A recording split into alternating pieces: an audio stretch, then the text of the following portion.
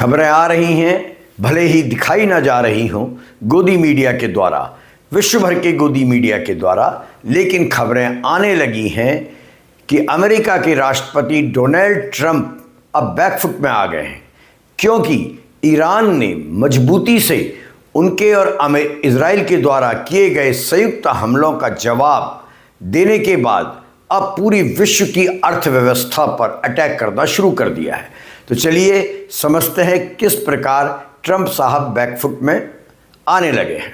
नमस्कार दोस्तों, good morning, आदाब।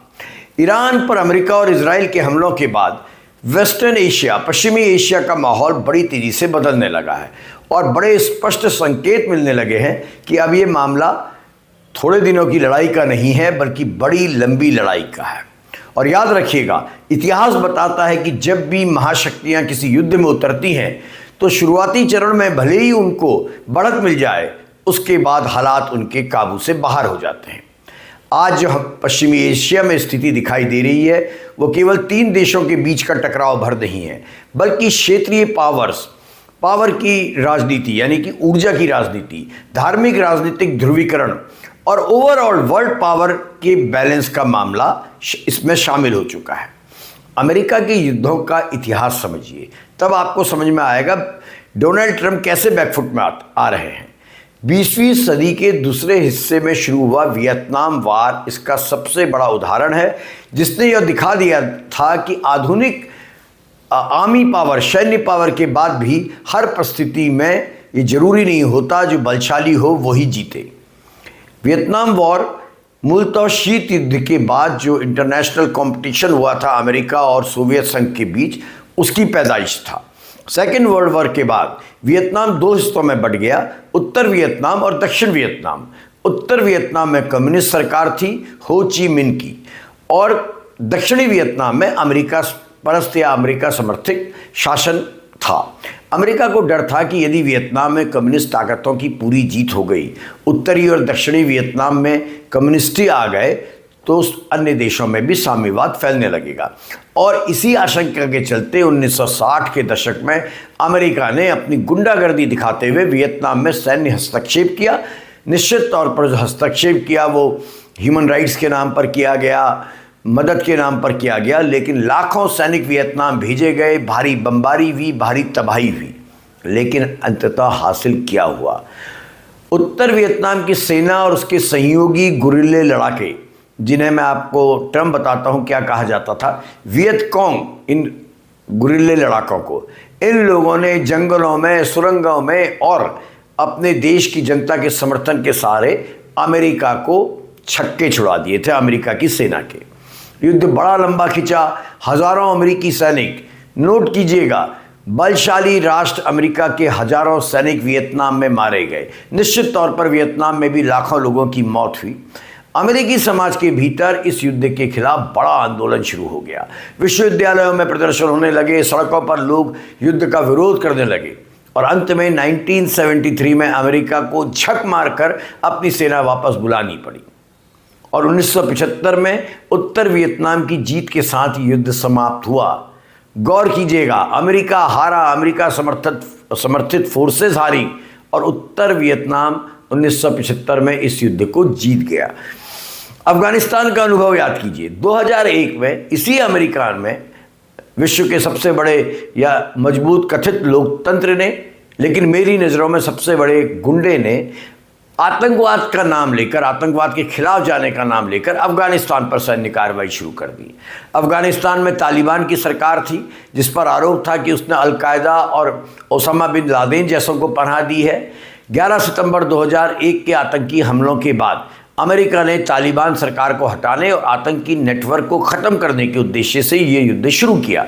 शुरुआती महीनों में जैसा वियतनाम में हुआ था, अमेरिका को सफलता मिली, तालिबान की सरकार गिर गई, काबुल में अमेरिका की समर्थन वाली नई सरकार आ गई, बड़ी तारीफ़ें होने लगी कि तालिबान अब ख़त्म हो गया है। लेकिन उसके बाद क्या हुआ? तालिबान ने जल्दी ही गुरिल्ला युद्ध शुरू कर दिया, ग्रामीण इलाकों में उसका प्रभाव बढ़ा। अमेरिका और उसके सहयोगियों ने अफगानिस्तान में डेमोक्रेटिक फोर्सेस खड़ी करने, सेना और प्रशासन बनाने तथा डेवलपमेंट के नाम पर तमाम कोशिशें की, लेकिन कुछ कर नहीं पाए और धीरे धीरे यह युद्ध अमेरिका के लिए आर्थिक और राजनीतिक संकट बन गया, बोझ बन गया। 2 दशकों तक चले इस युद्ध में अमेरिका ने खरबों डॉलर खर्च किए और हजारों अमेरिकी सैनिक मारे गए। लौट के बुद्धू घर को आए। 2021 में अमेरिका को अफगानिस्तान से अपनी सेना वापस बुलानी पड़ी और तालिबान वहां फिर से सत्ता में काबिज हो गया है। इसका एक पहलू आपको और बताता हूं। तालिबान अंततः 2000 में आया कैसे, इतना पावरफुल कैसे हो गया, इसके पीछे भी यही अमेरिका है। दरअसल 1979 में जब सोवियत संघ ने अफगानिस्तान में हस्तक्षेप किया, जिसे सोवियत अफगान वॉर कहा जाता है, तब अमेरिका ने सोवियत प्रभाव को कम करने के लिए अफगान मुजाहिदीन गुटों को समर्थन दिया, पैसे दिए, प्रशिक्षण दिया, जम के आर्थिक सहायता दी। उस दौर में पाकिस्तान और अन्य देशों के जरिए बड़ी संख्या में लड़ाकों को संगठित करने वाली CIA थी, अमेरिका की खुफिया एजेंसी। और इन्हीं CIA और अमेरिका के कारण आतंकी नेटवर्क विकसित हुए, जो बाद में अमेरिका के लिए ही भस्मासुर बन गए। इसी पृष्ठभूमि में उसामा बिन लादेन का चरित्र सामने आता है, जिसने बाद में अंतर्राष्ट्रीय आतंकवाद का रूप लिया, अमेरिका पर ही अटैक किया, ट्विन टावर गिरा दिए, हजारों अमेरिकी मारे गए। लेकिन इन सब के पीछे अमेरिका की अल्पकालिक रणनीतिक फायदे के लिए गए फैसले थे, जिसने इतने बड़े बड़े खलनायक पैदा किए, लाखों लोगों की जानें चली गई। और आज पश्चिमी एशिया में यही हो रहा है। याद रखिएगा, यदि यह संघर्ष लिमिटेड टाइम का रहता तो इसका प्रभाव सीमित हो सकता था, लेकिन अब यह क्षेत्रीय युद्ध में बदल गया है।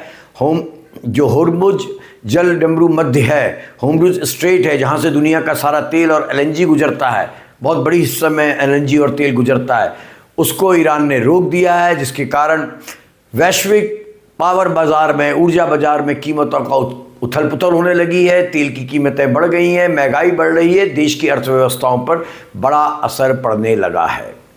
और जैसा मैंने आपको कहा, अमेरिका के महामानव डोनाल्ड ट्रंप बैकफुट में आ गए हैं। उनकी लोकप्रियता को लेकर उनके ही देश अमेरिका में लगातार चर्चा शुरू हो गई है। कई सर्वेक्षण आ रहे हैं जिनमें बताया जा रहा है उनकी चमक तेजी से गिर रही है।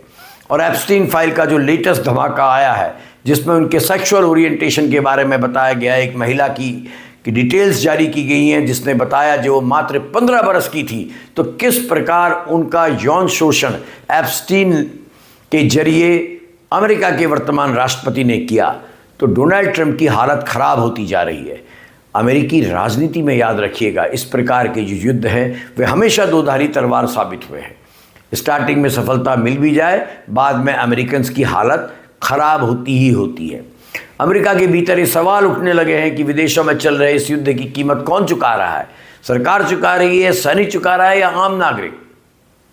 अमेरिका की घरेलू राजनीति में अब ट्रंप का प्रभाव कम होने लगा है। और आर्थिक मोर्चों पर समझिए क्या खबरें आ रही हैं।